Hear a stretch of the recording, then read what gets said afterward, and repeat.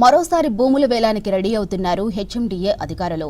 మంచి రేటు పలుకుతున్న కోకాపేటతో పాటు బంజారాహిల్స్, కొండాపూర్లో భూములు అమ్మడాన్ని ఏర్పాట్లు చేస్తున్నారు.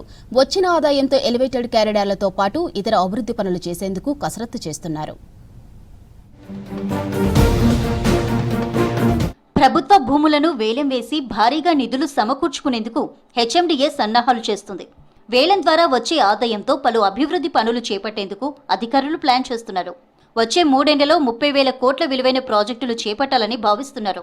ఇందుకోసం బాండ్స్తో 20,000 కోట్లు సేకరించాలని అధికారులు ఇప్పటికే నిర్ణయించారు. దీనికి సంబంధించి హెచ్ఎండిఏ ఆస్తులపై అప్పులు తీసుకునేందుకు ప్లాన్ చేస్తున్నారు. దీనికోసం బ్యాంకర్లతో సంప్రదింపులకు ఒక కన్సల్టెన్సీని కూడా నియమించుకున్నారు.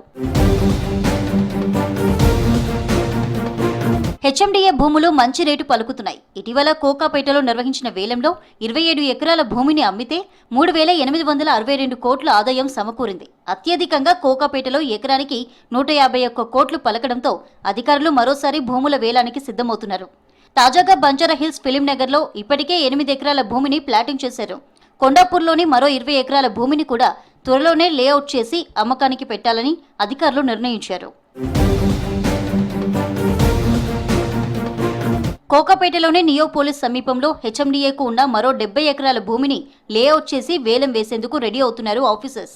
ఒక్క కోకాపేట భూముల వేలం ద్వారానే దాదాపు 8,000 కోట్ల రూపాయల ఆదాయం వస్తుందని అంచనా వేస్తున్నారు. ఇక ఉప్పల్, బగాయత్లో మిగిలిపోయిన ప్లాట్లను వేలం వేయనున్నట్టు చెబుతున్నారు. ఇవే కాకుండా ల్యాండ్ పూలింగ్ ద్వారా హెచ్ఎండిఏ పరిధిలో భూములను రైతుల నుంచి సేకరించాలని నిర్ణయించారు.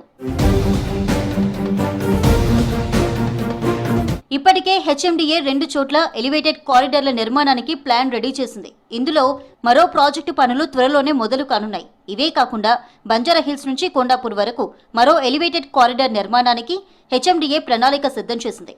ఆయా ప్రాజెక్టులకు అవసరమైన నిధులను భూముల వేలం ద్వారా సమకూర్చుకోవాలని అధికారులు భావిస్తున్నారు.